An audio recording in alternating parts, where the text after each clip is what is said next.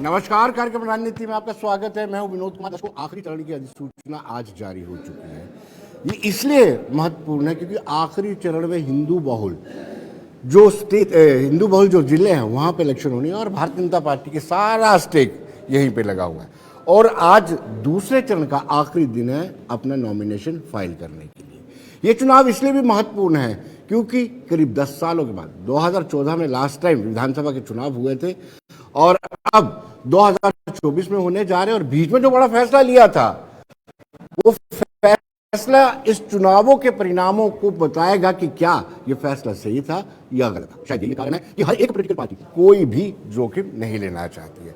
खासतौर पर सब कुछ भारतीय जनता पार्टी का स्टेक पर लगा हुआ है और भारतीय जनता पार्टी को लगता है कि अगर ये चुनाव हार जाते हैं तो उस फैसले पर मुहर लग जाएगी कि जो हमने किया था वो गलत है।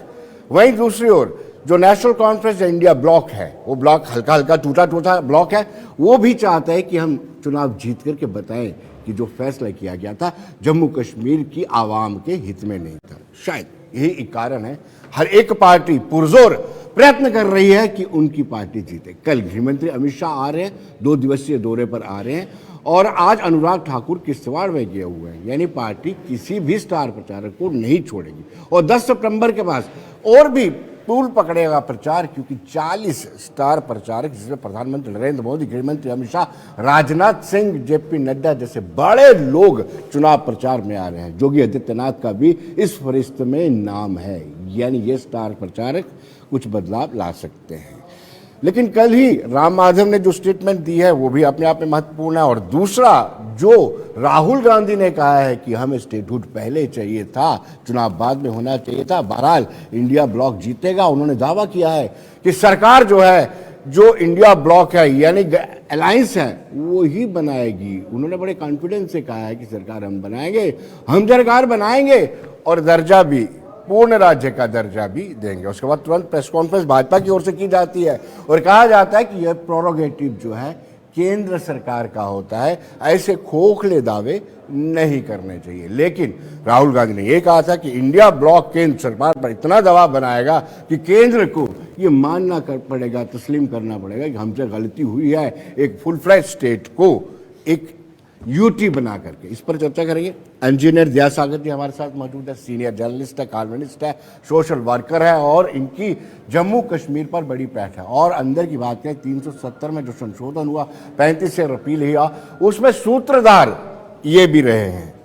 साथ में राकेश पंत जी भाजपा से ताल्लुक रखते हैं, आपका भी स्वागत है। मनीष साहनी जी उद्धव ठाकरे गुट से, आपका भी स्वागत है। द्वारका चौधरी जी कांग्रेस के सीनियर लीडर हैं, आपका भी स्वागत है। लेकिन अब हम शुरुआत करते हैं जो कांग्रेस और एनसी का अलायंस हुआ था। आज तारीख हमीद करा सेंट्रल सदन से अपना नॉमिनेशन भरने जा रहे थे, लेकिन वहीं पर एक बतौर इंडिपेंडेंट नेशनल कॉन्फ्रेंस के उम्मीदवार ने भी नॉमिनेशन भरा है। तो कहीं ना कहीं चिंता है कि ये जो अलायंस बना है कच्चा पक्का, जिसको हम इंडिया ब्लॉक कहते हैं, ब्लॉक मजबूत है या नहीं। पहले हम बताते हैं कि जीए मीर जो फॉर्मर पीसीसी चीफ हैं, उन्होंने इस पर क्या तुरंत रिएक्शन दिया है। उनका ये भी मानना है कि कहीं ना कहीं हमारे लोगों ने भी कुछ बतौर आज़ाद उम्मीदवार भरा है, उनके खिलाफ भी सख्त कार्रवाई होगी। लेकिन बड़ी बात यह है कि तारिक हमीद करा पीसीसी के चीफ बने हैं, हाल ही में चीफ बने हैं, पहली इलेक्शन लड़ने जा रहे हैं कांग्रेस की टिकट पर। क्या रिएक्शन है जीए मीर का, पहले हम बताते हैं, फिर हम अपनी डिस्कशन शुरू करते हैं। खतरा नहीं, ये अपनी लीडरशिप जिस पार्टी के वो रहने वाले हैं उस पार्टी को देखना है। अगर हमने प्रिंसिपली कोई सीट पार्टी को छोड़ी, पार्टी ने अपना कैंडिडेट दिया, हमारे भी साइड से 2-1 जगह पर लोगों ने वायलेशन किया, हम अपने लोगों पर एक्शन लेने जा रहे हैं क्लियर कट, कि उसमें कोई स्कोप नहीं कि जो सीट हमने नेशनल कॉन्फ्रेंस को दी वहाँ हमारा एक वोट नेशनल कॉन्फ्रेंस को जाना चाहिए, एक वर्कर उसको फॉलो करना चाहिए। जो हमको मिली है वहाँ नेशनल। तो दर्शकों, आपने देखा किस तरीके से गठबंधन के अंदर चीजें ठीक नहीं है, ये तस्दीक करते हैं जीए मीर की ये स्टेटमेंट कि अगर हमारे किसी कैंडिडेट ने बतौर आज़ाद उम्मीदवार कैंडिडेचर भरा है, जहां पे हमने तय किया है कि हमने सीट नेका को दे दी है, उसके बावजूद भी कांग्रेस का कोई इंडिपेंडेंट खड़ा होता है तो कहीं ना कहीं उस पर भी कार्रवाई की है। शुरुआत में इंजीनियर दया सागर जी के करूँगा। दया सागर जी, हमने मैनिफेस्टो देखे, दोनों पार्टियों के मैनिफेस्टो देखे, पीडीपी का और एक तो बीजेपी का और कांग्रेस का मैनिफेस्टो अभी आना है। पीडीपी और एनसी का हमने मैनिफेस्टो देखा, प्रमुखता से उसमें क्या था, पाकिस्तान से बातचीत, 370 और 35 से वापस लाएंगे, पीएस से खत्म कर दिया जाएगा, नौकरियां जो अलगाववादियों को, आतंकवादियों के संबंध नौकरियां दी गई थी, उन नौकरियों को जो खारिज किया गया है, उनके बच्चों की नौकरियों, उस पर पुनर्विचार किया जाएगा, राजनीतिक बंदियों को रिहा किया जाएगा। उन्होंने स्वायत्तता की बात की है, 2000 में जो रेजोल्यूशन बना करके दिल्ली में भेजा था, जिसको रद्दी की टोकरी में डाल दिया गया था। आप इन मैनिफेस्टोज को, क्योंकि आपका बड़ा अनुभव है, कैसे देखते हैं? ये क्या फिर से अलगाववाद को जिंदा करना चाहते हैं? ऐसा है कि अगर आप इन दोनों मैनिफेस्टो को देखें, पीडीपी को देखें और एनसी को देखें जी, तो पहले मैं थोड़ा पीडीपी का जो मैनिफेस्टो है उस पर बात करना चाहूँगा। ये जो चीज़ें आपने बोली हैं ये छोटी हैं। उन्होंने बड़ी सबसे बात करी कि इस रियासत के बीच में जी, कश्मीर इशू है, इश्यूज़ इन कश्मीर नहीं है कि जे&के में कोई इश्यूज़ हैं वो नहीं इम्पॉर्टेंट हैं, कश्मीर इशू इम्पॉर्टेंट है। और कश्मीर इशू क्या है वो रिफ्लेक्ट करता है जी, जो पीडीपी का सेल्फ रूल डॉक्यूमेंट है, राइट, पूरा का पूरा उसको देखिए, मैनिफेस्टो रिफ्लेक्ट कर रहा है जी। उस डॉक्यूमेंट के बीच में पीडीपी ने अपनी जो सेल्फ रूल है और जो एनसी की ऑटोनॉमी थी, दोनों का डिफरेंस दिखाया है। और उसमें एक सेंटेंस में वो डिफरेंस आ जाता है, बाकी 4-5 बातें कही हैं उन्होंने। एक ये कही है कि नेशनल कॉन्फ्रेंस जो है वो सिर्फ जम्मू कश्मीर रियासत की गवर्नमेंट के लिए भारत सरकार से ऑटोनॉमी चाहती है। हमारा जो सेल्फ रूल है ये जम्मू कश्मीर रियासत के लिए इंडियन नेशन स्टेट से ऑटोनॉमी चाहता है।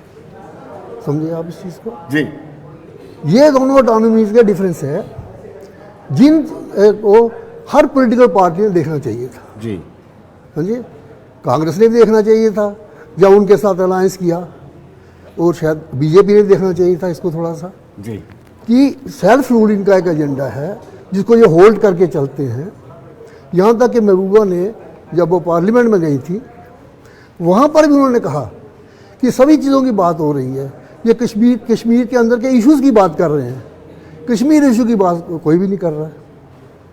अभी प्रेस से बात करते हुए महबूबा जी ने कहा कि ये पीडीपी क्यों बनाई गई थी, बिल्कुल। तो उन्होंने उसमें ये कहा कि कुछ ऐसे इश्यूज थे जम्मू कश्मीर संबंधित, कश्मीर इशू ही समझ लीजिए जी, जिसकी बात कुछ सेपरेटिस्ट करते थे, बाहर के लोग करते थे। जी, और मुफ्ती साहब ने ये सोचा कि ये लोग जो बाहर के लोग बात करते हैं इसका कोई असर नहीं होता है, तो कोई मेन स्ट्रीम पार्टी होनी चाहिए जो इस मुद्दे को जो बीच में आए और इस पर जी, चर्चा करे। जी, जी, जी, समझे? जी। तो मैं तो बाकी जितने वो इश्यूज हैं उनको साइड पर छोड़ के बोलूँगा कि सबसे इम्पॉर्टेंट इशू ये है कि उन्होंने कहा है कश्मीर एक, जम्मू कश्मीर एक इशू है जी, और उसका उनका अर्थ तो यही होगा कि इंटरनेशनल इशू है।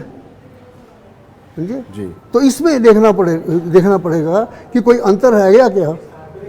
अभी उन्होंने कहा है कि हम बीजेपी से कोई अलायंस नहीं करेंगे।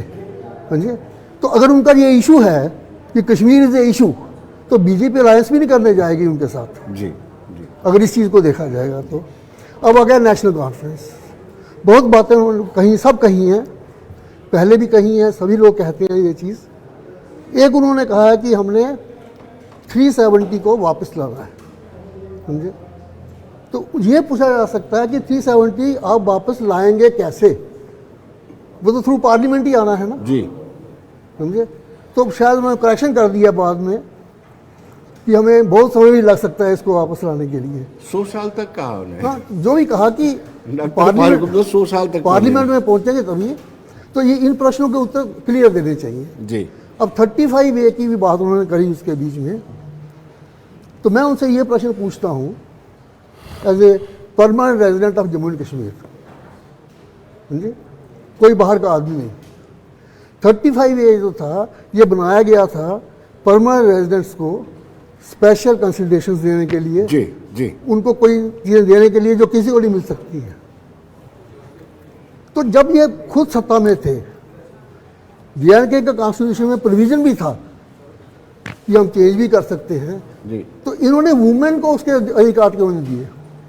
बहुत सारे वेस्ट नहीं, पाकिस्तानी वो रिफ्यूजी छोड़ हो गए, दीजिए, वो जी, बाहर की जी, बात है। जी जी,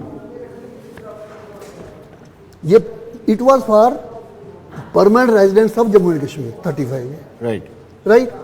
जो जम्मू की परमानेंट रेजिडेंट वुमेन थी, उसके मानव अधिकार भी जो थे वो खंडित थे, अपनी इच्छा से शादी नहीं कर सकती। समझे? बाकी सभी रियासतों में असेंबलियों के बीच में शेड्यूल्ड ट्राइब के लिए कॉन्स्टिट्यूशनल रिजर्वेशन थी एमएलएस के लिए। समझे? जम्मू कश्मीर रियासत का जो परमानेंट रेजिडेंट था, जो वोट कर सकता था असेंबली के बीच में, उसके लिए शेड्यूल्ड ट्राइब की रिजर्वेशन थी। तो जिनके लिए कुछ अच्छा करने के लिए वो बना हुआ था, उसका इस्तेमाल नहीं होता था, शायद इसलिए कि ये दिखाना है कि ये रियासत वैसी नहीं है जैसे कि पंजाब है, ठीक, हम स्पेशल हैं, स्पेशल जी। थे नहीं।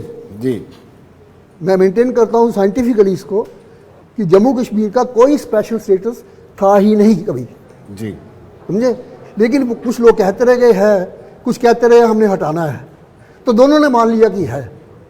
तो इस रियासत की में कोई काफ़ी मिस पैदा हो गए, बड़े हालात रहे हैं, बहुत कुछ करने की आवश्यकता है। जी, सबसे बड़ी क्या थी ये, जब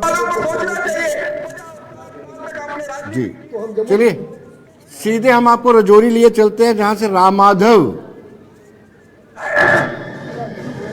और इस सीट को ले जाकर एनसी के हाथों में दे दिया। ये वो एनसी है, मैं फिर से कह रहा हूं, देश राज्य के अंदर 370 वापस लाना चाहता है। इतना ही नहीं मित्रों, जैसे रविंद्र जी ने अभी अभी कहा था, आतंकवादियों को जेल से रिहा करना चाहता है। मंशा क्या है? जम्मू में आज आतंक फैल रहा है। ये आतंकवादी आज कश्मीर घाटी में आतंक नहीं फैला रहे हैं, जम्मू में कर रहे। 2 दिन पहले हमारे एक बहादुर जवान का जान ले लिया है ये आतंकवादियों ने। इसी पीर पांजाल के पहाड़ियों पर छिपकर ये लोग आके जम्मू में अपना जीवन को इतना कष्टमय कर रहे, अपने जानलेवा हमले यहाँ कर रहे हैं, हमारे सेना पर, हमारे अमरनाथ यात्रियों पर आक्रमण कर रहे हैं। आतंकवादी यहाँ खुला घूमने का परिस्थिति अगर वापस आ रही है, अभी एनसी की सरकार आई नहीं है, आने से पहले ही जम्मू में अपना शिकंजा कसने की तैयारी ये आतंकवादी कर रहे हैं। सफल नहीं होंगे। यहाँ हम लोग हैं, यहाँ भारत सरकार है, यहाँ सिक्योरिटी फोर्सेस है, एक एक आतंकवादी को ढूंढ ढूंढ कर निकाल कर भेजेंगे। पर परिस्थिति ये है, यहाँ आतंकवादियों का शिकार जम्मू की जनता हो रही है। तो घाटी में क्या हो रहा है मालूम मित्रों आपको? घाटी में ये आतंकवादियों के जो एक्स मिलिटेंट लोग हैं, वो कांग्रेस, एनसी, पीडीपी के लिए कैंपेन कर रहे हैं खुलकर। आज आतंकवादियों के खुलकर देश विरोधी ताकतें जो थे, उनके परिवारों के लोग खुलकर चुनाव के मैदान में आ रहे हैं, असेंबली में घुसना चाहते हैं। लोकतंत्र में सबका स्वागत है, हमें कोई आपत्ति नहीं है। लोकतंत्र में आओ, चुनाव लड़ो, जीतो। पर जम्मू के वासी याद रखना, एक इंजीनियर रशीद नाम का एक सेपरेटिस्ट लीडर होता था, असेंबली में एक एमएलए होता था। रविंद्र रैना जी को हाथापाई करना पड़ता था, रोज भारत के विरोध में गाली गलौज करता था। माइक मिला, मौका मिला, बस भारत विरोधी भाषण देना। वही आज 10-10 लोग कोशिश कर रहे हैं घुसने के लिए। तो हमको अब एक रविंद्र रैना पर्याप्त नहीं है, 10-10 रविंद्र रैना हमारे असेंबली में चाहिए मित्रों। इन देशद्रोही असेंबली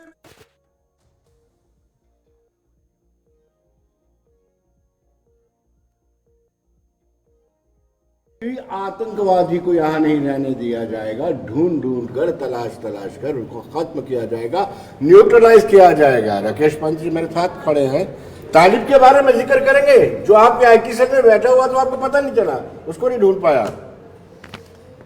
देखें, ये ब्लैक शीप्स जो हैं वो हर जगह होती हैं, कौन किस बेस में आ जाए कोई मालूम नहीं है जी। तो इसलिए ये कहना कि तालिब जो है उसको हम नहीं ढूंढ पाए, अभी अभी राम माधव जी ने जो कहा जी, वो 100% सत्य है कि जम्मू कश्मीर में अगर कोई अशांति फैलाने की कोशिश करेगा, धारा 370 जाने के बाद जो माहौल यहाँ पर शांत हुआ है, कश्मीर और जम्मू दोनों अपने अपने स्थान पर समृद्धि के रास्ते पर बढ़ रहे हैं, शांति के रास्ते पर बढ़ रहे हैं, लोग यहाँ पर काम कर रहे हैं, बाहर के लोग जो हैं वो यहाँ पर काम करने के लिए आ रहे हैं, बच्चे यहाँ पर शिक्षा ग्रहण कर रहे हैं, तो उसको किसी भी सूरत में भंग होने नहीं दिया जाएगा। और उन्होंने ये स्पष्ट कहा कि आतंकवादी जो हैं, जहाँ जो उनके सिंपैथाइजर्स हैं, हिमायती हैं, वो ये बात समझ लें कि अगर उन्होंने इस अशांति को भंग करने की कोशिश की तो आतंकवादी भी जानते हैं कि बुद्धा स्फोट कबर के नीचे होंगे, वहाँ भारतीय फौजें और भारतीय जो यहाँ पर बाकी पैरामिलिट्री फोर्सेज है वो उन्हें जहन्नुम तक पहुँचाने में बड़ी सक्षम है। बिल्कुल आपने ठीक कहा, लेकिन सबसे ज़्यादा दिक्कत जो है कांग्रेस के समक्ष आ रही है। कांग्रेस को अपना रवैया स्पष्ट करना चाहिए कि आखिर 370 और 35 को लेकर के उनका क्या रवैया है, क्योंकि आपके सहयोगी ने तो खुल के कहा कि पाकिस्तान से बातचीत होनी चाहिए, हम उनको भी छोड़ेंगे जो जेल में बंद हैं, हम उनको भी छोड़ेंगे, जिन्होंने नौकरियां जिनकी ली गई हैं उन पर भी पुनर्विचार किया जाए। आपके लिए मुसीबत बन जाएगी देश भर में। जी मैनिफेस्टो अपना अपना है जी, उनका अपना है, कांग्रेस का अपना होगा। अगर उन्होंने कोई बनवाया है उनका, जो जैसे आप बोल रहे हैं, तो ये जो है वो उन्होंने अपना सोच के बनाया, कांग्रेस अपना सोच के बनाए जी। जो अभी राम माधव जी का हम भी सुन रहे थे, बहुत बड़े लीडर हैं, तो आप बताइए पिछले 10 साल की बीजेपी की सरकार है जहाँ पर, और ये तो सुनते रहिए, और आज भी वारदातें हो रही हैं, जी। कहाँ रुक रही है। आपने पिछले दिनों देखा होगा कि एक के बाद एक, और आतंकवाद का बिल्कुल अभी आप बोलो कि नहीं है, ऐसा कहना गलत होगा। रही 370 और 35 की बात, 370 और 35 के बाद क्या लाभ, क्या फ़ायदे हुए हैं हमारे रियासत के अंदर, जो रियासत के लोग जानते हैं। हमारे 370 और 35 की तो बात साइड पे रह गई अब, जैसे मेरे साथियों ने बोला, लेकिन कोई ऐसा कानून लाना चाहिए जिससे हमारी रियासत जो है, रियासत के अंदर जो हमारे यूथ हैं, अनएम्प्लॉयमेंट है, ये दूर हो, यहाँ के लोगों को नौकरी मिले, जहाँ की ज़मीनें महफूज रहें। तो इस किस्म का, जैसे बाहर की स्टेटों के अंदर भी है 371 है, तो इस किस्म का होना चाहिए। जब ये 370 और 35 आप चाहते हैं लगाया गया था, खत्म कर दिया, लगाया गया था, पाकिस्तान से बात चाहते हैं, तब ये बोला था कि ये चीज़ें जो हैं, पाकिस्तान से बातचीत चाहते हैं आप? वो जिसने कहा है वो उनसे पूछिए आप जी। कांग्रेस ने ये बात नहीं कही है जी। और अगर कोई बात कांग्रेस कर से रहा हाथ मिलाया ना, मिलकर अगर कुछ बात काम कर रहे हैं, मिलके आपने छोड़िए उनके कोई लिए। सीटों पे समझौता हुआ है, वो एक अलग चीज़ है। लेकिन मैनिफेस्टो अपने अपने हैं, हर एक पार्टी की अपनी पॉलिसी है, वो किस तरीके से किस चीज़ को इंक्लूड कर रहा है, वो उसको आप पूछ सकते हैं। लेकिन जहाँ तक ये आपने स्टेटहुड का मसला है, ये कांग्रेस का रहेगा कि जो स्टेटहुड है ये वापस आए, क्योंकि जब 35 और 370 को तोड़ा था तो साथ ही ये कहा था कि जो स्टेटहुड है इसको जल्दी वापस कर दिया जाएगा, जो आज तक ये वापस नहीं हुई। ये हम भी डिमांड करते हैं कि इसको सरकार जल्दी से जल्दी वापस लाए और हमारी जो ड्यूटी है इसको दोबारा स्टेट बनाए। पूछने से पहले मैं सीधे श्रीनगर लिए चलता हूँ। हमारे संवाददाता, हमारे सहयोगी, हमारे वहाँ पे इमरान नाइकू हमारे साथ खड़े हैं। इमरान, आई एम ऑडिबल, सुन सकते हो मुझे आप? जी बताएं। इमरान, आज जो हुआ है, जो तारिक हमीद करा ने नॉमिनेशन फाइल किया, उसके बाद इंडिपेंडेंट ने भी नॉमिनेशन वहाँ से ऑलरेडी फाइल किया हुआ है, क्या रिएक्शन, मीर का भी रिएक्शन आया, जीए मीर का क्या कहना है? क्या गठबंधन में सही नहीं चल रहा सब कुछ? बिल्कुल, मुझे लगता है कि बिल्कुल भी इसको सेंसेशनल बनाने की जरूरत नहीं है, क्योंकि पार्टियों के अंदर इस तरीके से रेबल जो लीडर्स है, जो भागी है, वो देखे हमने पिछले कई हफ्तों से, चाहे वो नेशनल कॉन्फ्रेंस हो, पीडीपी हो, कांग्रेस हो, अपनी पार्टी हो, बीजेपी हो, जेकेपीसी हो या बाकी पॉलिटिकल पार्टी, तो जहां तक इरफान शाह का ताल्लुक है, ये भी उन बागी लीडरों में से एक है जो ये चाहते थे कि उन्हें मैंडेट मिलना चाहिए, और लेकिन उन्हें मैंडेट नहीं मिला क्योंकि अलायंस है, और एज पर द अलायंस वहां पे तारिक हमीद करा को मुश्तरका जो है मैंडेट दिया गया, और वो कांग्रेस और पीपल्स नेशनल कॉन्फ्रेंस के उम्मीदवार बने हैं।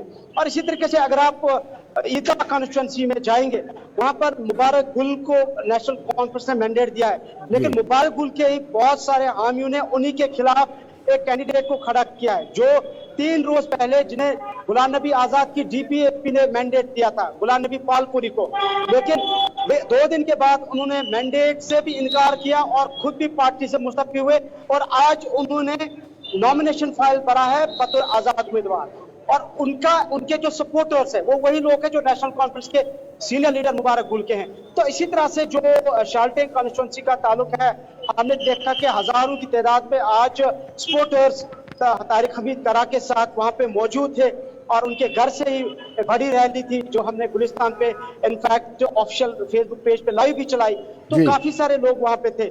लेकिन जहां तक जाहिर सी बात है कि जब अलायंस के बीच में इस तरीके से कोई कैंडिडेट रेबल बन जाए तो चैलेंजेस और चेतावनी जो है वो जरूर सामने आती है, इस तरीके के चैलेंजेस देखने को मिलते हैं।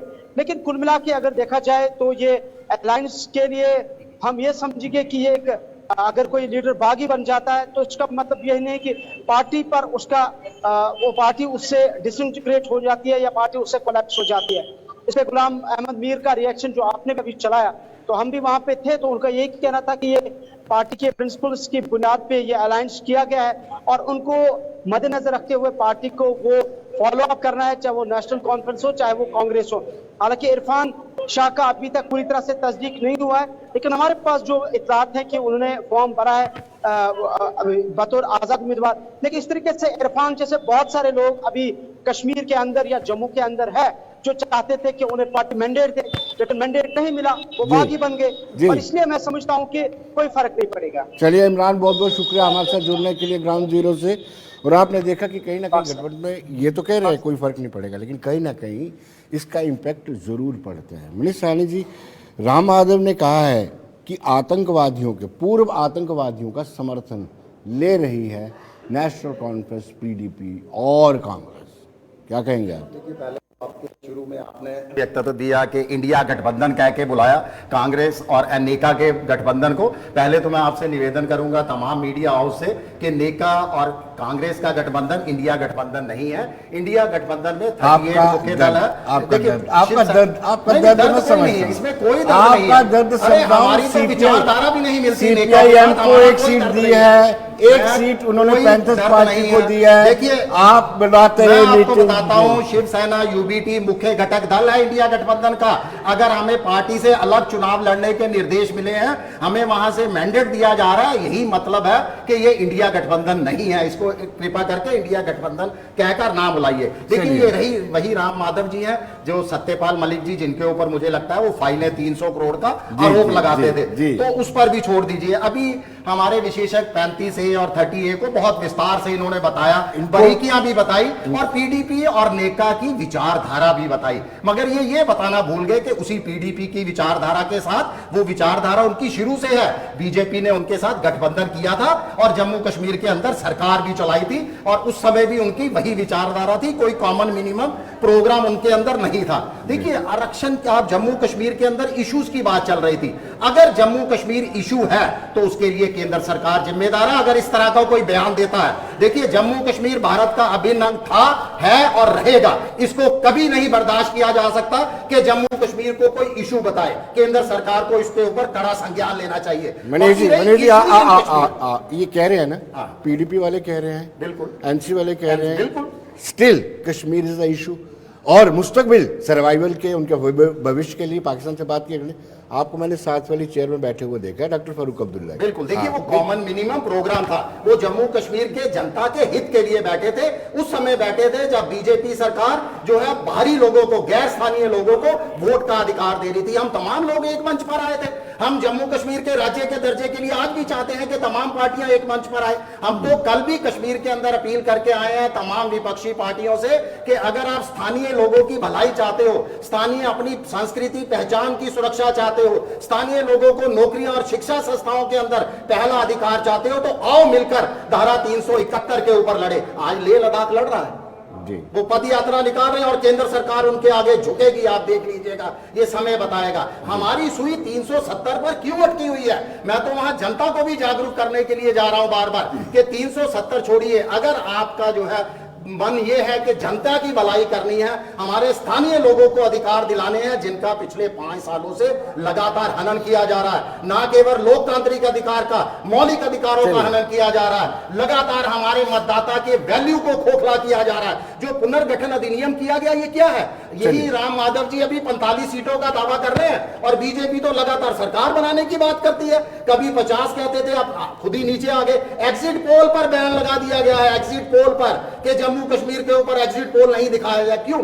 असलियत सामने आ जाएगी। चलिए चलिए लोकसभा चुनावों के अंदर 400 के मनीष जी, अब हम आपको पोल बताते चल रहे हैं। थे। मनीष जी, अभी डॉक्टर निर्मल सिंह जो फॉर्मर डेप्यूटी चीफ मिनिस्टर हैं और स्पीकर भी रहे फॉर्मर, उन्होंने राहुल गांधी के दौरे को लेकर के ये कहा है कि राहुल गांधी ने बरगलाने का प्रयत्न किया है, जनता को मिसलीड करने का प्रयत्न किया। ये देखते हैं क्या कहते हैं डॉक्टर निर्मल सिंह। इसमें मेरे साथ बैठे हुए हमारे पार्टी के spokesperson, chief spokesperson Sunil Sethi ji, और विशेष तौर पर कि चुनावों के सिलसिले में जिस प्रकार से राहुल गांधी जम्मू कश्मीर के दौरे पर आए हैं, 2 दिन का उनका दौरा है, और बनिहाल और डोरू में उन्होंने सभाओं को संबोधित भी किया।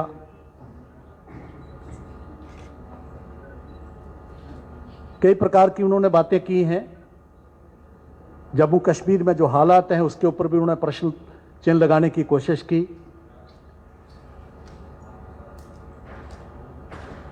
और कई मुद्दे उन्होंने उठाए हैं। अफसोस की बात है कि राहुल गांधी जो कांग्रेस की नीति जो है बांटने की राजनीति, उस बांटने की राजनीति को जिस प्रकार से हमने लोकसभा में देखा है, उन्होंने जम्मू कश्मीर में भी उसी का आगाज किया है। उसी प्रकार की बातें उन्होंने की हैं। वो जम्मू कश्मीर जो पिछले 3 पीढ़ियों से झुलस रहा है, 50,000 लाशें यहां पर गिरी हों, और प्रधानमंत्री नरेंद्र भाई मोदी, भारतीय जनता पार्टी केंद्र की सरकार और जम्मू कश्मीर की सरकार के द्वारा जिस प्रकार से यहां पर एक शांति आई, हमारे सैनिकों ने, सुरक्षा बल के लोगों ने, जम्मू कश्मीर के पुलिस के लोगों ने और आम सिविलियन जो हैं, उनकी कुर्बानियों के बाद इस प्रकार का जो माहौल बना है कि आज 2 करोड़ से ऊपर जो है टूरिस्ट यहां पर आते हैं और शांति है, हर कोई जो है खुश है। लेकिन राजनीति इतनी दलगत और इतनी घटिया छोटे स्तर की राजनीति है कि राहुल गांधी आज जाके जम्मू कश्मीर में फिर से वही माहौल क्रिएट करने की कोशिश कर रहे हैं जो 5 अगस्त 2019 के पहले का था। उन्होंने 2-3 बातें कही जिसके ऊपर मैं अपनी प्रतिक्रिया दूंगा।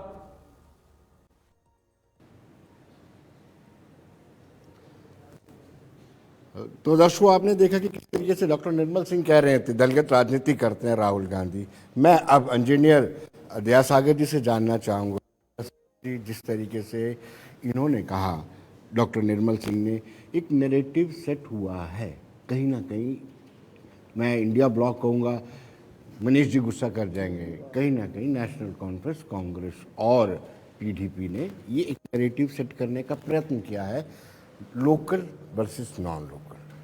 क्या ये डैमेज कर सकता है भारतीय जनता पार्टी को? देखिए ऐसा है कि ये इलेक्शंस का समय है जी, इस वक्त जो पॉलिटिकल पार्टी स्टेटमेंट्स देती हैं समझे, उनमें सब जो शॉर्ट टर्म गेन्स होते हैं ना वही फोकस किया जाता है। जी। जैसे अभी निर्मल सिंह ने कहा कि 3 दशकों से जम्मू कश्मीर के हालात बहुत ही ख़राब हैं, हालात बहुत ही ख़राब हैं। तो इसको सबको अब मानना चाहिए कि इस रियासत में हमें वैसे काम करना है कि यहाँ पीस और स्टेबिलिटी कैसे वापस आ सकती है। हमारा कोई भी शब्द, कोई भी स्टेटमेंट ऐसी नहीं होनी चाहिए वो किसी भी ढंग से कहीं भी जाके उस रास्ते में रुकावट को लेके आती है, डिरेल ना करे, जो हमने डिरेल ना सुना। करे। यस, और अभी जैसे इन्होंने वो 371 का कहा इसके बीच में, इस विषय में हम बात नहीं करेंगे यहाँ पे उन विषयों के ऊपर, क्योंकि ये जो आर्टिकल 370 है, 371 है, 370 को भी बड़े डिफरेंट ढंग से प्रेजेंट किया गया था, जो ये था नहीं जी, तो एक सेपरेटिस्ट सिंबल बन चुके थे। कुछ लोग इनको यूज़ करते यही दिखाने के लिए कि जम्मू कश्मीर रियासत जो है वो भारत की तरह नहीं है, बस यही काम था उनका। अच्छे काम कर सकते थे वो इसकी वजह से। जैसे मैंने 35A के लिए बोला मैं कि यहाँ के परमानेंट रेजिडेंट्स को जैसे कोई भी स्पेशल चीज़ दी जा सकती थी, यहाँ पे नहीं दी ना। वो क्यों नहीं दी? अच्छी सुप्रीम कोर्ट में चैलेंज नहीं उसका नहीं देंगे तो ह्यूमन राइट वायलेट किए, सुप्रीम कोर्ट में 35A कवर करता है जी। तो ये दिखाने के लिए कि ताकत बड़ी है हमारे पास, अच्छे काम भी नहीं किए, इसलिए उसको जाना चाहिए था। नहीं तो कोई परमानेंट रेजिडेंट नहीं चाहेगा कि जो चीज़ हमें स्पेशल अधिकार देती वो है, जाए हमारे से। जो कहती है कि जहाँ ये शिक्षा लेगा वह दूसरा नहीं ले सकता, इसको ये बेनिफिट दे दो, वो क्यों चाहेगा? उसको जाना चाहिए। जब उसने देखा कि भाई ये नेशन मेरे से ऊपर है, देश ऊपर है, जो चीज़ मेरे लिए अच्छे के लिए बनी हुई है वो इसलिए दुनिया समझती है कि ये दूरियों की चीज़ है, तो उसके जाने का रास्ता हो गया, उसको ले लें। तो इसलिए हमें जो भी यहाँ पे कहना है इलेक्शन के समय के बीच में भी वो भी ऐसे ही होना चाहिए। तो मैं थोड़ा सा विनोद सिंह से यहाँ थोड़ा डिफ़र करता हूँ। आपने जो कहा कि ये तीसरा जो फेज़ शुरू होनी है, तो बीजेपी का इसमें बड़ा स्टेक है, क्योंकि ये हिंदू इलाका है। बीजेपी का हिंदू इलाके पर स्टेक नहीं है। बीजेपी का दायित्व जो है वो इस पूरी रियासत के ऊपर है इस वक्त जी। इन्होंने यहाँ पे जो काम करना है वो कश्मीर घाटी में भी करना है। सीट मिले नहीं मिले वो अलग बात है, वो भी इनके लिए उतना ही इम्पॉर्टेंट है जो होना चाहिए। मैं बोलूँगा कि जिस रास्ते पे हमको चलना है, तो इसलिए ये सिर्फ थर्ड फेज इम्पॉर्टेंट नहीं है इनके लिए, पूरी रियासत। 24 सीटें हैं, लास्ट टाइम 25 सीटें जीती थी, तो मुझे लगता है इसलिए मैंने उस संदर्भ में हाँ वो तो ठीक है, पर ये है कि क्योंकि अगर हम ये बोलेंगे कि ये हिंदू इलाका है और इसी पे इनकी कंसंट्रेशन है, तो मुस्लिम इलाका तो छोड़ देगा ना इनको। एक इम्पोर्टेंट एक ब्रेकिंग न्यूज हमारे पास आई है। पीसी ने अपना घोषणा पत्र, सबकी नहीं हुआ, पीपुल्स कॉन्फ्रेंस थी, उन्होंने अपना घोषणा पत्र जारी किया। धारा 370 और 35 की वापसी की बात की है, जो सबसे करते ही हैं। लेकिन उससे भी बड़ी बात की है कि 1987 में जो धांधलियां हुई थी, जिसके लिए जिसको कारण माना जाता है, लोग अपने अपने दृष्टिकोण से देखते हैं, लेकिन ये कारण माना जाता है कि 1987 की रिगिंग के बाद गन कल्चर आया, और उन्होंने कहा कि कहीं ना कहीं कश्मीर मुद्दे का शांतिपूर्ण समाधान होना चाहिए। कुपवाड़ा और हंदवाड़ा विधानसभा क्षेत्रों से सज्जाद लोन चुनाव लड़ेंगे। बीजेपी पीडीपी सरकार में मंत्री रहे सज्जाद लोन, ये हम सब जानते हैं। और बड़ी बात यह है कि इन्होंने ये कहा है अपने मैनिफेस्टो में, वो किसी ने भी नहीं कहा है कि 1987 की जो धांधलियां हैं उन पर चर्चा होनी चाहिए, जांच होनी चाहिए। और मुझे लगता है कि कोई कमीशन कॉन्स्टिट्यूट किया जाना चाहिए, क्योंकि बार बार हम इस मंच पर बैठ कर भी बहुत बार चर्चा कर चुके हैं। मनीष जी भी हैं, राकेश पंत जी भी हैं, द्वारका जी भी हैं, कि आखिर जम्मू कश्मीर में गन कल्चर आया कैसे, आतंकवाद आया कैसे। आज सज्जाद लोन पीसीसी चीफ ने साफ कर दिया। आप क्या कहेंगे दिया सागर जी? इनके 2 मिनट हाँ, बाकी वालों को इन्होंने जो मैनिफेस्टो में चीजें कही हैं, साथ में उन्होंने कभी इसमें कहा है कि जो अचीवेबल नेशनहुड, जैसे पीडीपी का सेल्फ रूल डॉक्यूमेंट है, इसका डॉक्यूमेंट, इनका डॉक्यूमेंट है अचीवेबल नेशनहुड जी, हैज ही विड्रॉन दैट? ये वही है एक किस्म से जो पीडीपी का सेल्फ रूल है। नेशनहुड अचीव करनी है कश्मीर के लिए, समझे आप, वहीं पे है, उस पर साइलेंट है। कोई नहीं पूछता इनको कि पहले इस चीज़ का उत्तर दो, बाकी जो काम करोगे वो बाद में करोगे आप लोग। आपने अपनी आइडियोलॉजी को, अपने टारगेट को चेंज किया है, जिसके साथ जो है ये आम जनता के बीच में मिथ्स, डाउट्स, कन्फ्यूजन्स नेशन के लिए पैदा करते रहते हैं। इनको ये प्रश्न पूछने चाहिए इस वक्त कि ये जो आप अब वक्त आपने छोड़ दिया, फिर बात करते हैं आगे साथ जी। आप 87 की बात कर रहे हो, 37 ईयर्स पहले की, आज कमीशन बना रहे हो, उसका क्या रिजल्ट निकलेगा उसका? इसका उत्तर दे दो कि मैंने उसको छोड़ दिया है। चलिए जी। अब देखिए जिस तरीके से मतलब कांग्रेस मुसीबत में है इस वक्त, और भाजपा के लिए भी ये बहुत बड़ा चैलेंज है। एंटी इनकम्बेंसी फैक्टर बहुत ज्यादा हावी हो चुका है। आपको तो ये जो बिजली के मीटर है ना, ये भी रात को जो उनकी ब्लिंकिंग होती है ना, जो कैंडिडेट है जिनको टिकट मिली हुई है, वो एक एक ब्लिंकिंग उनको रात को सोने नहीं देती है। आपके पास सरकार थी 10 साल। जैसा आपने अभी कहा कि कांग्रेस मुसीबत में है, तो कांग्रेस मैंने आपकी मुसीबत कहा है, कांग्रेस 2014 से मुसीबत में है, आज से मुसीबत में नहीं है, और इनको अभी भविष्य में और मुसीबत झेलनी पड़ सकती है। जिस तरह का राहुल गांधी जी यहाँ पर आकर स्टेटमेंट्स जारी कर रहे हैं, वक्तव्य जारी कर रहे हैं, जनता यहाँ की जो है वो इनके रूल को, इनके पहले शासन को देख चुकी है कि इन्होंने जो अभी सजाद लोन की अभी आप हमें प्रेस कॉन्फ्रेंस हुई है, जो उन्होंने अपना मैनिफेस्टो घोषणा पत्र जारी किया, उसमें उन्होंने कहा कि 87 के बाद जो यहाँ गन कल्चर आया, जो यहाँ पर राजनीतिक हत्याएं हुई, उनके ऊपर कमीशन बनना चाहिए। तो मैं ये समझता हूँ कि यह आरोप नेशनल कॉन्फ्रेंस और उसके बाद वहां पर बैठी हुई इनकी साथी कांग्रेस पर लगते रहे हैं कि यहां अगर किसी ने लोकतंत्र को लूटा तो वो वहां पर कांग्रेस और नेशनल कॉन्फ्रेंस ने लूटा, जिसके बाद यहां पर आतंकवाद का एक काला दौर शुरू हुआ, लोगों ने बहुत बड़ी त्रासदी देखी, और उसके बाद आज जब 370 धारा जो है वो गई है, तो लोग यहां पर अमन और शांति के लिए प्रयासरत हैं, भारत की सरकार भी और यहां पर जम्मू कश्मीर की एडमिनिस्ट्रेशन की। एक बात होगी, रही बात एंटी इनकम्बेंसी की, आपने कहा, देखिए जो यहां पर नेशनल कॉन्फ्रेंस और कांग्रेस के लोग थे कि आप भी खाएं और हमें भी खाने दें, तो ये मुझे लगता है कि अब बहुत ज्यादा देर तक चलेगा नहीं। इसलिए मैं ये समझता हूं कि कई बारी हमारे सामने ये मुद्दा आ जाता है कि यहाँ पर जो लोग हैं जिनको नौकरियों में पक्का नहीं किया गया, वो बहुत बड़ा इशू आ जाता है। और ये मैं कई बार ये पूछता हूं कि ये पहाड़ खड़ा किसने किया? इन्होंने ही तो किया, बैकडोर से इन्होंने एंट्री कराई और उसके बाद आ जाइए। इसलिए आप मानते हैं कि इनको रेगुलराइज भी नहीं करना चाहिए? नहीं, हमने कहा कि जम्मू कश्मीर में जब भी भारतीय जनता पार्टी की सरकार आएगी, अरे वो भारतीय जनता पार्टी के सामने इस मुद्दे को रखते हैं, क्योंकि वो ये जानते हैं कि भारतीय जनता पार्टी ही इसको हल करेगी और कोई हल नहीं कर सकता। क्योंकि इनका पिछला 20 साल तो उन्होंने देखे, 20-30 साल, 3 दशक इनके देखे हैं। इन्होंने क्या करा? जो यहाँ का युवा था, पढ़ा लिखा युवा था, उसकी नौकरियों को छीना और पैसा और भ्रष्टाचार से इन्होंने पैसा कमाया, नौकरियां बेची। आज जम्मू कश्मीर की जनता, जम्मू कश्मीर के लोग जो हैं वो इसी का बदला ले रहे हैं, और इसीलिए पीछे संसदीय चुनाव में हारे हैं ये लोग। और यहां तक अभी ये पीछे कहा गया कि हमारे ऊपर एक ये हो जाएगा कि आपने जो चीजें जम्मू कश्मीर में करी वो सही थी कि नहीं थी, वो तो संसदीय चुनाव में हो गया। हम लोग 370 यहां पर हटने के बाद जो संसदीय चुनाव हुए, हम दोनों सीटें यहां पर जीत कर आए, और विधानसभा में भी हमने बड़े अच्छी लीड ली थी, जिसकी वजह से हम लोग आज जो है वो ये सोचते हैं कि भारतीय जनता पार्टी 50 का जो आंकड़ा है उसको पार करेगी। द्वारका चौधरी जी, मैंने कहा कि कांग्रेस संकट में है। एक तो बहुत कम सीटों पर 31 या 32 सीटों पे आपने अपने को मान लिया, 90 में से 32 सीटें लिए, बाकी उनको दे दी। ये तो आपस में पार्टियों ने जी किया फैसला जी। जहाँ तक ये बात चल रही थी 2014 के बाद जी, विनोद जी, स्मार्ट मीटर जिसकी आप बात कर रहे थे, लीकिंग कर रहे हैं, ये सब बाद में आए, आपको सब पता है, सारी दुनिया जानती है। स्मार्ट मीटर अभी लगे, प्रॉपर्टी टैक्स भी लगा दिया था, हम कारपोरेशन में थे और ये प्रॉपर्टी टैक्स का बिल लाया गया, हमने उसका विरोध किया और आपको पता है कि उसको रोका गया। अदरवाइज़ आज जो अभी भी प्रॉपर्टी टैक्स का फैसला सरकार ने लिया हुआ है, कब बिल दे देंगे लोगों को आफ्टर इलेक्शन, ये भी पता चल जाएगा।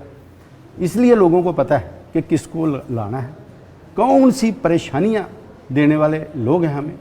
आज लोग जूझ रहे हैं, महंगाई बढ़ रही है, आज टोल प्लाजो से दुखी हो गए लोग, टैक्स से दुखी हो गए।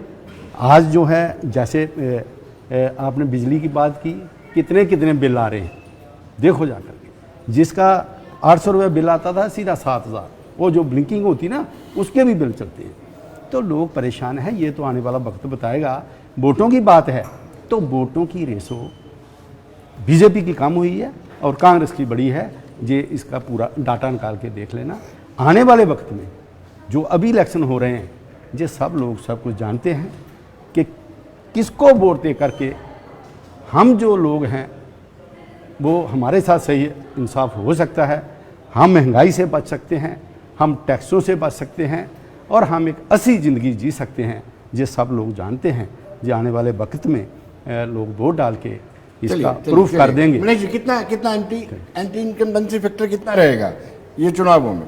देखिए, एंटी इनकमेंसी फैक्टर ही है सबसे ज्यादा जो बीजेपी को इस समय परेशान कर रहा है, और वो हकीकत है। हकीकत क्या है आपने देखिए, बिजली के बिल पर बीजेपी के प्रवक्ता से सवाल पूछा तो वो कांग्रेस पर कटाक्ष करने लग गए। बीजेपी ने बिजली के बिलों को लेकर जो है कोई कुछ नहीं बताया। देखिए, इनको तंग कर रही हैं चीजें। इनके नेता जो है ऐसे नहीं पार्टी छोड़ के जा रहे बार बार। अब वहां पर आते हैं, अब सज्जाद लोन की अभी आप उनका जो है वो संकल्प पत्र और घोषणा पत्र बता रहे थे। बीजेपी को याद कीजिए, बीजेपी का पर्दे के पीछे इनको समर्थन भी था लोकसभा चुनावों के अंदर, तब भी इनकी यही विचारधारा थी और इससे भी एक कदम आगे बढ़कर थी। तब इन्होंने कहा था कि हम जेलों में जो बंद हैं अलगाववादी नेता उनको भी छुड़ाएंगे, उनकी जांच करवाएंगे, वो जेलों से बाहर आएंगे। जमाते इस्लामी ले लीजिए, ये बड़े बड़े प्रतिबंध की बात तो करते हैं, नाम पर प्रतिबंध लगा देते हैं, मगर उनके सदस्यों को चुनाव लड़ने की अनुमति दी जाती है। मैं तो आपके मंच से निर्वाचन आयोग को भी एक हाथ जोड़कर जो है अपील करता हूं कि जम्मू कश्मीर की जनता को बरगलाने वाले, गुमराह करने वाले इस तरह के बयानों पर पूरी तरह से देखिए रोक लगनी चाहिए। यहां तक कि 370 और 35A के बयानों पर भी रोक लगनी चाहिए। जब माननीय सर्वोच्च न्यायालय का जो है फैसला आ चुका है, उसके बाद ये जिन जो है वो बोतल से बाहर नहीं आने चाहिए। इसके साथ जो बड़े बड़े दावे भी कर रहे हैं, यहां पर जनता को गुमराह कर रहे हैं, एक अलगाववादी विचारधारा को फिर से जो है पनपाने की कोशिश कर रहे हैं और उससे कहीं ना कहीं बीजेपी भी अपनी राजनीतिक रोटियां सेक रही है। इन पर पूरी तरह से प्रतिबंध लगाया जाना चाहिए। जनता के मुद्दों पर जो है वो बात की जानी चाहिए। अब जनता के मुद्दों पर बीजेपी क्या बात करे आप बताइए? मुद्दे इन्हीं को तो दिए हुए हैं, इन्हीं ने दर्द दिया। अब ये दवा कहां से लाएंगे उस दर्द की? इनका तो अभी तक वो जुमला पत्र भी, वो क्या कहते हैं, घोषणा पत्र भी अभी तक जो है वो नहीं आया। इसलिए आया कि उसके अंदर वही कल आ जाएगा ना, कल भी देखेंगे वही ये बिजली के जो इतने बड़े बड़े बिल दे रहे हैं, अब बिजली पर क्या कहेंगे? क्योंकि तमाम पार्टियां तो निःशुल्क बिजली पानी दे रही है, हम भी मानते हैं और हमारे घोषणा पत्र में भी लिखा गया है जम्मू कश्मीर जल संसाधनों का धनी है। यहां दर्जनों जल बिजली परियोजनाएं हैं जहां से जो है करोड़ों रुपए एनएचपीसी जो है अरबों रुपए की कमाई कर चुकी है। तो जम्मू कश्मीर की जनता पर, उसके संसाधनों पर पहला अधिकार है। निःशुल्क बिजली और पानी भी जो है जम्मू कश्मीर को पूरी तरह से निःशुल्क दिया जाना चाहिए। अब देखेंगे बीजेपी के वो जुमला पत्र में क्या क्या जुमले परोसते हैं। राकेश जी कुछ कहना चाहते हैं? मुझे उम्मीद है कि सानी साहब बीच में नहीं बोलेंगे। वो एक कहते हैं कि दुरंगी छोड़ दे या रंग हो जा, या इधर हो जा या उधर हो जा। शिवसेना को पहले ये अपना क्लियर कर, पीडीपी को ना भूलिए, पीडीपी को ना भूलिए। आपने सरकार बनाई थी, मैंने ये कहा बीच में नहीं बोले। हमें तो बताइए ना, हमने तो आपके साथ सरकार बनाई है। अगर आप दुरंगी हो तो हम बिल्कुल दुरंगियों के साथ हमने गलती की 27 साल रहकर।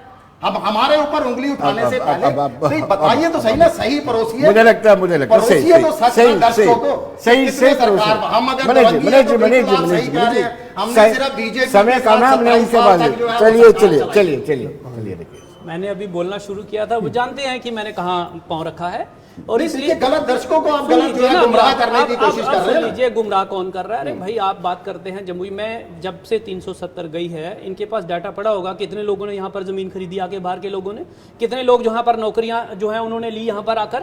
ये इनके पास डाटा होना चाहिए। अरे भाई बोलने दीजिए ना बीच में। आपको बाहर के लोगों से मतलब नहीं है? शिवसेना महाराष्ट्र से उठाकर आप जम्मू कश्मीर में ले आए, आपको मालूम नहीं है? बड़ी 370, अरे 370 छोड़िए, आप महाराष्ट्र से शिवसेना यहाँ पर उठाकर ले जाएगा। नशे के दलदल से निकाल इंडिया ब्लॉक का हिस्सा दी जाएंगी, जिसके लिए माननीय बाला साहब, जिसके लिए माननीय बाला साहब लड़ते रहे पूरा जीवन। परेशान है, आपने वहाँ पर हथियार डाल दिया, आपने मदिरा का शहर आपने हथियार डाल दिया वहाँ पर। कश्मीर की अस्मिता को खत्म करने का जम्मू कश्मीर की अस्मिता को अगर किसी ने राष्ट्र की अस्मिता को खत्म किया तो वो शिवसेना है। जम्मू कश्मीर की जनता भी तब आपके साथ चलेगी। आज अगर आप सुन लीजिए ना, अपने आप को सिमटा रहे हैं मनीष जी, तो यही उसका सुन लीजिए, हल है कि जम्मू कश्मीर की जनता की चलिए सुन नवाजात लीजिए, कटोल चुके हैं। सुन लीजिए, चलिए। राष्ट्र की अस्मिता के साथ अगर किसी ने समझौता किया तो वो भारतीय जनता पार्टी नहीं, शिवसेना। माननीय बाला, सुन लीजिए ना बाप, बाला साहब ठाकरे साहब की जो आइडियोलॉजी रही, इन्होंने जाकर और सिर्फ मुख्यमंत्री की एक कुर्सी के लिए जाकर 10 जनपद में उस आइडियोलॉजी को बेच दिया और आज ये बात कर रहे हैं कि हम लोग। अरे सुनो ना भाई साहब, पहले सुन लीजिए, पहले सुनिए, पहले सुनिए, सुनिए अभी आप पहले। आप यहाँ पर जम्मू कश्मीर में फारूक अब्दुल्ला के साथ बैठते हैं, आप के ऊपर भी जो है फारूक अब्दुल्ला के साथ बैठते हैं आप 370 को क्या समझते हैं ये बताइए। 370 आनी चाहिए कि जानी चाहिए ये बताइए आप। ने जरूर देश 370 आनी चाहिए कि नहीं आनी चाहिए ये बताइए आप पहले। जब आपने पीडीपी के साथ समर्थन किया वो बीजेपी लीजिए, आप भी उनकी भी बात सुन लीजिए। 370 आनी चाहिए कि नहीं आनी चाहिए, इस पे सानी साहब को अपना स्टैंड क्लियर करना बिल्कुल चाहिए। स्टैंड क्लियर करता हूं, हम बिल्कुल इसके हक में नहीं है। समय में करिएगा, नहीं आनी चाहिए। हम उस समय 370 हटने के पक्षदार थे। मनीष जी, जब अपने समय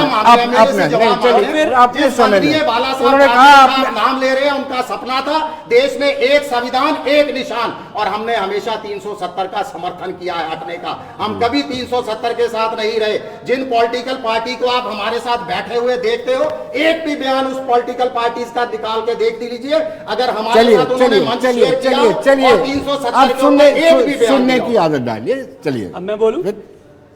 माननीय बाला साहब ने कहा था कि जिस दिन मुझे कांग्रेस के साथ हाथ मिलाना पड़ेगा मैं अपनी शॉप जो है उसको बंद कर दूंगा, अपनी दुकान को बंद कर दूंगा। ये गए अभी उनके देवासान को थोड़े ही दिन हो गए, जाकर इन्होंने अपने आप को 10 जनपद के सामने बेच दिया जाता है। और अरे छोड़े ना अजीत पवार को, मैं शिवसेना की बात कर रहा हूँ, मैं शिवसेना की बात कर रहा हूँ। आप कहाँ हैं? अजीत पवार को छोड़िए, आप अपनी बात करिए, अपनी बात करिए। अगले दिन अजीत पवार अपनी बात करें, अपनी बात करें। कांग्रेस की बात करते हैं ना, आज वो कांग्रेस के तमाम भ्रष्ट नेता बीजेपी युक्त कांग्रेस हो चुकी है।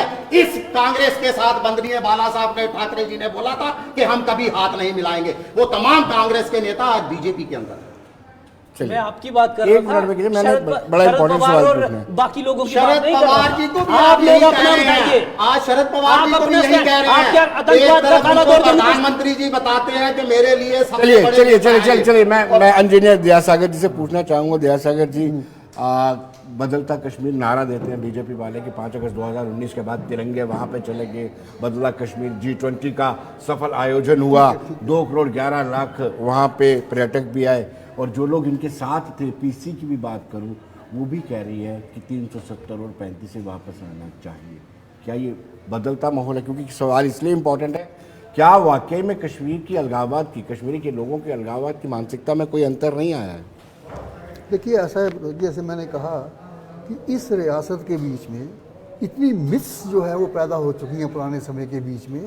किसी ने कोई गलत बात कही तो उसकी कोई सही ढंग से उसको विश्लेषण नहीं किया गया, बात को रहने दिया, चीज़ें बनी हुई चलती आ रही है वहाँ से। और आज ऐसी एक कंडीशन आज बनी हुई है इस वक्त कि कोई भी नेता जो कश्मीर घाटी का हो, कश्मीरी हो मैं बोलूँगा, अगर कोई स्टेटमेंट जम्मू कश्मीर के बारे में देता है तो बाहर की दुनिया भी उस स्टेटमेंट को मानती है कि ये J&K is Kashmir, J&K is Kashmir, समझे। और जितनी समय का एक मिनट कंक्लूड उसी पे ऐसे ही जितनी भी जो है आज तक ऐसी आवाज़ निकली है कहीं से जो सेपरेटिज्म की हो, जहाँ एक्सेशन को क्वेश्चन करती हो किसी ढंग से कि वो हुआ ही नहीं है, वो अधिकतर जो नेता थे वो कश्मीर से बिलोंग करते थे, बोलते थे, तो दुनिया समझती थी कश्मीर ही कश्मीर है। जो नया आपने बात करी ना, नया जम्मू कश्मीर की अभी उस पर मैं आ रहा हूँ। रीऑर्गेनाइजेशन से नुकसान स्टेट को हुआ है। जम्मू जो प्रोविंस था, यहाँ के लोग मानते हैं कि हमको नुकसान हुआ है, हम ड्यूटी बने हुए हैं, सही बात है उनकी, लेकिन उससे एक संदेश गया है इंटरनेशनली। अगर हम बात करें, जब हम बोलते हैं कि भारत जो है वो कश्मीर से कन्याकुमारी था तो जो कश्मीर जो शब्द था ना, वो जो आवाज़ निकलती थी, दुनिया समझती थी जो कश्मीर से बंदा बोल रहा है वही जम्मू कश्मीर है, वही यहाँ के फेर हैं। अब वो हम कहेंगे कन्याकुमारी से लद्दाख भारत है।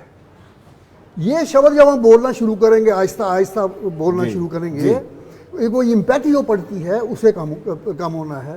तो वो जो डेफिनेशन जो वहां से आई है, हमें कोशिश ये पूरी करनी है, उस आवाज को कमजोर करना है। जैसा कि समय इजाजत। हाँ, दूसरी और एक जो भी बात कही इन्होंने चौधरी साहब ने इसके लिए कि महंगाई है, सब कुछ है, वो एवरीथिंग। लेकिन जो स्मार्ट मीटर्स का आपने कहा है उसके लिए समय नहीं, उसमें क्या है कि स्मार्ट मीटर से कोई बिजली का बिल बढ़ता नहीं है। ये मैं आपसे चलिए, तो वो इनकी कमजोरी है, इनको लोगों को समझाना चाहिए था। 2 मीटर लगा दीजिए और देख लीजिए कोई बढ़ता नहीं। जैसा कि बहुत बहुत शुक्रिया आप हमारे करके। मैं राकेश जी आपका भी बहुत बहुत शुक्रिया, द्वारका जी आपका भी, मनीष जी आपका भी बहुत बहुत शुक्रिया। तो दर्शकों, आप बने रहिए देश दुनिया की खबरों के लिए और मुझे दीजिए इजाजत। नमस्कार।